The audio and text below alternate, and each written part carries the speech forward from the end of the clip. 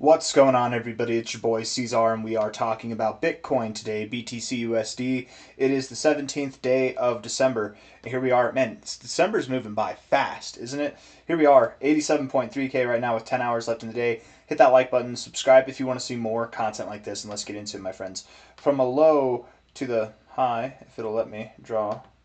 Let's see, there we go. Low to high, we have pulled back to our golden ratio in this range and found support. The same exact area that we found support whenever we hit this high, pulled right back to the golden ratio and found support there.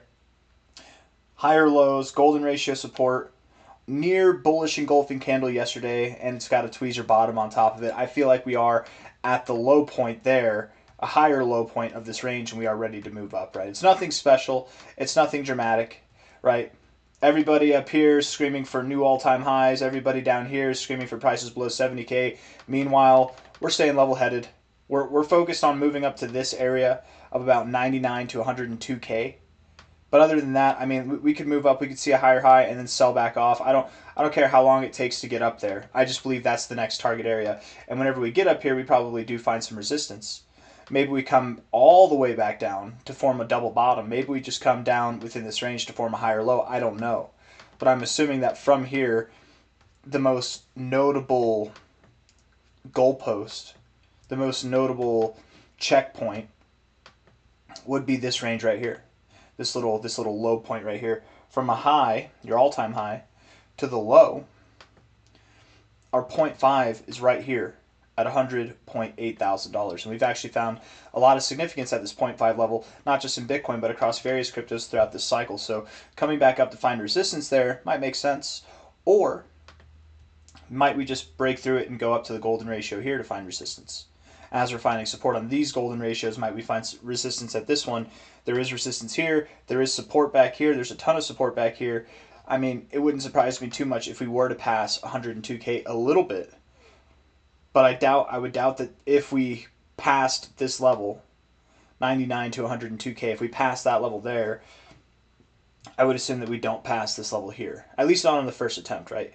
This would be the most bullish move I could see, in other words, right? I don't think that we're just going to launch all the way up to new all-time highs, right? We could do that. We could see a move that just goes straight up like this. We could absolutely see a move that just goes straight up like that, but after more consolidation, right?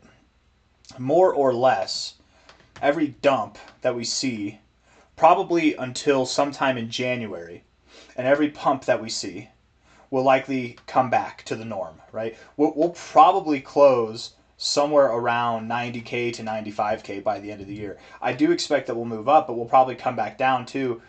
A lot of people are getting excited for the Santa rally, the Christmas rally, right? It's pre-Christmas week. We started off this week to the downside. I wouldn't be surprised at all if we finish this week on a bullish note, got everybody jacked for Christmas week. It's going to be Santa rally, baby. And then for the rest of the year, I mean, maybe get a little rally. For the rest of the year, we just consolidate back down. Or we dump down and then we consolidate, whatever it might be. I don't think the end of the year, I don't think the end of the month is going to be positive. I think that it'll probably be regressive, but we'll see. Let's look at the 1 hour time frame and then we'll zoom out from there. Looking at the 1 hour, there is a lack in volume. Volume has really died off here. And we had some come in. It looks like a lot of volume, but again, we zoom out and it really is not that much volume, actually. It's really not. Like, you could say, oh, but for a relative spike, it's actually a lot of volume. No, actually, for a relative, it's actually very much not a lot of volume. Compared to any of these other spikes, it's on the lower half, right? Or maybe just barely above these average little spikes here, but it's really not that much. We had a little bit of volume coming up here, and now we have no volume here. That's okay. We don't necessarily need volume as we're building here, but once we start passing this point, roughly like this point here, something like that, you know, that comes in line with this, maybe also the horizontal point right there, something in this area here of about, you know, 88 to 90K, somewhere in there, then we need to start seeing some volume, because then we're at a point where we're quote unquote breaking out, right? We need that volume if we're going to break out. We don't necessarily need it, but it looks better. Typically in scenarios where the breakout is real and sustainable and takes us, you know, higher, typically we get volume to build along the way. So as we move higher, hopefully we see some of that coming in. I'm not worried about the levels of volume now. I hope it's clear, right? We could move up above here and have a lower spike in volume than what we saw back here. As long as we're building volume, relatively speaking, I don't care. It's fine. Okay, it's really fine. But once we get past this point, then we need to start seeing some volume increasing. You know what I mean? Looking at this on the on the RSI, looking at the RSI, things are pretty bearish. It's a pretty bearish RSI. What I will say is you're doing something different here. It's a little bit notable, right? When you found resistance here, where'd you go? You went to the oversold zone. When you found resistance here, where'd you go? To the oversold zone. Your resistance here, you didn't get oversold, but yes, you did inevitably. Resistance here, oversold, right? Resistance here, we bounced off the 40. It's the same area we bounced from over here, and we're a little bit higher up. We look a little bit more productive here. This right here, what we're doing, seems a little bit different than anything else that we've done. As long as we can avoid going lower to a lower low and avoid getting into that oversold zone, we should, I mean, we look good. We should potentially start a new dynamic with the overbought zone instead of the oversold zone, and that should promote growth in the short term. It's Wednesday, right? Yeah, it's Wednesday, 17th. Wednesdays are typically pretty big days. This 1 hour time frame, you guys, if we get into the overbought zone, that's typically where you see your big moves. Whenever we got overbought here, that pump was what that represented. That pump represents that overbought, that pump there. We're not overbought yet. We look like we're going that way. And by the way, whenever you were here, let's do this way so that it's just easier to understand. Whenever you were right here, right on the candle that move started, you weren't even overbought yet, right? You were probably just about where we are here. So out of this whole move, you were probably a quarter of the way through of it, right? In that same context here, might we be a quarter of the way through with this move up, right? Whenever we were here in the RSI, before we got overbought, we're a little bit lower than where we are now, but that was the move we saw. We didn't even start the move yet. And when we were here, we had just started the move. It was our first hour. Again, about a quarter of the way through, probably about exactly where we are in the RSI now, right? I'm just saying, with all of these moves, what could we expect? Let's just see, actually, from a low to a high, low to a high, low to a high. I'm not saying that this is exactly, and it's not a precise science. We're just taking the last 3 iterations. It's not going to be exactly at this level, but these are the movements that we've seen. I'm going to try to tie this up. I'm going to put a horizontal line so that I can be accurate here. Tie this up at the lows.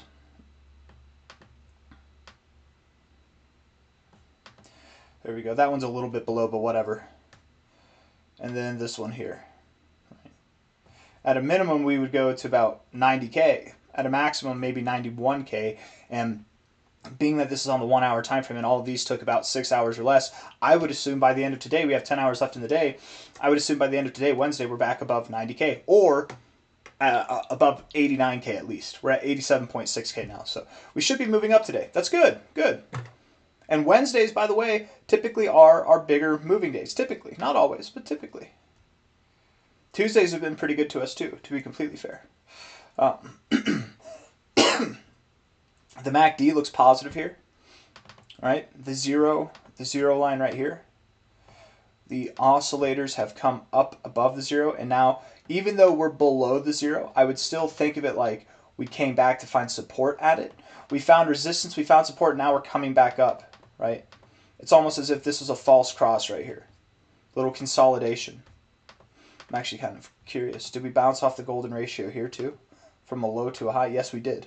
We bounced off that golden ratio as well. We look good. I mean, the fact that we got off of that golden ratio and had this reaction above the 236, there's zero doubt in my head. I'll bet any of you right now, by the time you're watching this video, we're probably above 88K. If not, we're well on our way to this 90K area and maybe even higher. Because of how much we've dropped, right? Imagine this. We've been in this, and I'm painting a picture here. It doesn't have to look exactly like this. But we've been in this consistently Barty kind of environment, right? Where you pump. Think of it like this, actually. We'll come back to this. Hold on. You pump, you dump. You dump, you pump. You dump, you pump, you dump. You dump, you pump, you pump, you dump. Every single time. But here, what do? We dumped, we pumped, and then we dumped, we dumped, we dumped. And we dumped a lot, right? There was no real pumping here. Kind of right here, but not like we saw back here. It wasn't the give and pull. It was more just pull, pull, pull to the downside, right? Well, here, we had the same thing, right? We just had pull, pull, pull to the upside. No real give backs to the downside. What happened? We had a very big move down, right? This was the biggest drop in a short period in this BART kind of formation that we saw. This was the biggest drop, and it came after consistent pumping. Might we see, maybe not the biggest pump, maybe, but might we see a larger pump than the pumps that we've seen recently? Might we go above 90K from here? Might we pump a little bit larger because we've done nothing but just dump consistently? When we were in the pump consistent range, the biggest dump happened in this BART-like behavior.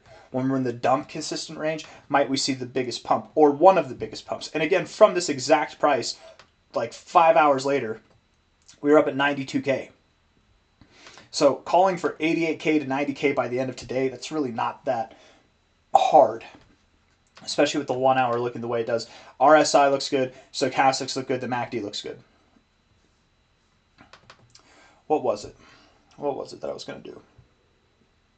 I got sidetracked, but whatever. 4 hour time frame here. 4 hour time frame.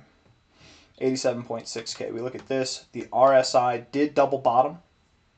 Everybody knows about, well, maybe not everybody, but a lot of people know about bullish divergence. You get higher lows in the oscillator, lower lows in the price, right? Bearish divergence, you get lower highs, and the price is getting higher highs. We all know about that, right? If you don't know about that, well, now you know. But a little known fact, and this seems to be something for whatever reason I feel like people pay attention to more on the price, but double tops in the price, they can be reliable, but sometimes they're misleading. You know what I mean? Sometimes they're misleading. Same thing with double bottoms. Sometimes they're misleading, right? You had a double bottom here, and well, how did that work out for you? You know what I mean? But with the RSI, double bottoms and double tops, they are never misleading. Like never, ever. Never, ever, ever. Like if you thought that this was a double bottom, okay, maybe not. You know, that's not as definite. But this is clear as day a double bottom. And typically double bottoms or double tops in RSIs, they're very powerful. This is the 4 hour time frame. It's not the most significant time frame, but I would doubt with bullish divergence and a technical double bottom. Technically, there's bullish divergence, and it very much looks like a double bottom because it is a slightly higher low. With the fact that you did that, you came up and now you're finding support at the 40, I doubt we're going anywhere but to the overbought zone. I very much believe we're going to the overbought zone. And the last time that we made a move up there, we saw this pump, we saw this pump the time before, and we saw this pump the time before that. And any of those moves would certainly take us around 92K or higher. So stochastics look good. Well, to be fair, they look weird, but they look good. The MACD's probably not reliable, honestly. But the oscillators, we're finding support here. It is bearish overall, but we're building some bullish momentum. Whatever. You typically look your worst on the MACD when you're at your low points. Daily time frame. The daily RSI here, we had a low. We have a higher low. I thought it was a lower low. Maybe is it here? Hold on. Am I looking at it wrong? Okay, I was just looking at it wrong, yeah. So those are higher lows. Never mind. The RSI on the daily time frame, in all fairness, it looks bad. Lower lows, lower highs. Doesn't look good. I don't like that at all. But if we can get above the 50 instead of rejecting it, right? Like here you were rejecting the 50, rejecting it. When you finally got above it, when you got above the 60, that's whenever the magic happened. We're looking for that to happen. It doesn't have to happen today. It's not like we're going to move up in just one day. But over the days to come, maybe over the weeks to come, we'll slowly build up there. I would think January, we're getting set up for January to be a good month, you guys, because January will likely be the time when we get overbought again. So December, again, boring, working our way up here, doing our thing, whatever, you know, probably going on a run, pulling back to the 50, going on a run, pulling back to the 60, and then going on a run, and then it's January before we get overbought. The last time that we were overbought on the daily time frame, I mean, we ran up to new all-time highs. That was the move we saw. We got overbought here. That was the move we saw. We haven't seen a move like this or like this. We haven't seen a continued daily movement like this in a while, but we probably don't get something like that until January. So between now and then, we're just going to move sideways. We're at the low point. Let's move up. Stochastics are reset. Let's move up. MACD has reset.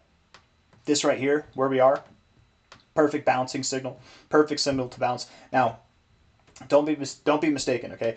Not financial advice, not a financial advisor, but if we're ever at this point and you think that means that we're going to bounce just because these two oscillators are touching right here, it might, but don't count on it by itself, right? If you were just looking at that by itself, you would miss the bearish divergence that you had on the stochastics, the bearish divergence that you had on the RSI. Here we don't have bearish divergence. Here the stochastics are oversold instead of overbought, right? So this touch point might be more likely to cross, where this one is more likely to bounce. And again, bouncing off the oversold zone, bouncing off the oversold zone, bouncing off the touch point. It just makes, and we're at the low ends of this range. Everybody systematically became bearish, literally at the low. We're breaking out of the bear flag, yeah. So whenever we break back into it, I guess it's not a bear flag anymore, right? Right? And then everybody that was panicking about going below 70K, there, that panic goes out the window. Just like whenever we were here in this bear flag. You guys remember this bear flag? You probably don't, because we have such a short attention span in crypto. But people were freaking out about this bear flag too, right? Back here, we had this bear flag, clear as day, right? It was just such an obvious bear flag. We're clearly going to go below 70K. We broke through it, and people went max short there, and then that's when we moved up. Right? It's the same reaction. And then we broke back into the bear flag. It's not a bear flag anymore. Oh, but this one's a bear flag. This one for sure. This time, it's real. In this whole screwy range, this one, though, that's the real one. That's the real breakout. Everything else was a lie, but this time, in this lower volume than really anything else of this range, we look at it on a 1 hour time frame, we haven't really seen this consistent low volume since the low. Sure, this is the moment where they're being serious, sure. In the time where it's the easiest to screw with the market, where their volume's the lowest, yeah, that's whenever they're being honest. No. We're going to break back into the bear flag. It's not a bear flag, right? And you know it's not a bear flag because, again, and this is something to stick in your back pocket. This is something to take with you if you want to become an analyst, right? What does a breakout look like? What does a breakout look like? It looks like this, right? What does a breakout look like? Well, it doesn't look like that, right? It doesn't look like sub-average volume. That's not a breakout. No. Anyways, I don't think I have anything else that I want to say, right? Just like this. Was this a breakout? Maybe in hindsight we should have known. Is this a breakout? There's no volume. No, it wasn't a breakout. It looked like one. But it wasn't one, right? That's the main point. Hit the like button, subscribe. Thank you all for being here. We are at 88,000 or 87.6K. We're probably going to move up to about 90K by the end of this day. We have 9 hours, 50 minutes left until then. I wouldn't be surprised if we were at least above. I mean, we will at least be above 88K, but I personally believe at least 89K, if not 90K by the end of today. And if I'm wrong, it's only because we're higher. It's only because we went more. We really could push. We could be up above 92K by the end of today. I don't know. Time will tell. Hit the like button, subscribe. Thank you all for being here. I'll see you on the next one, okay? Take care of yourselves. Bye-bye.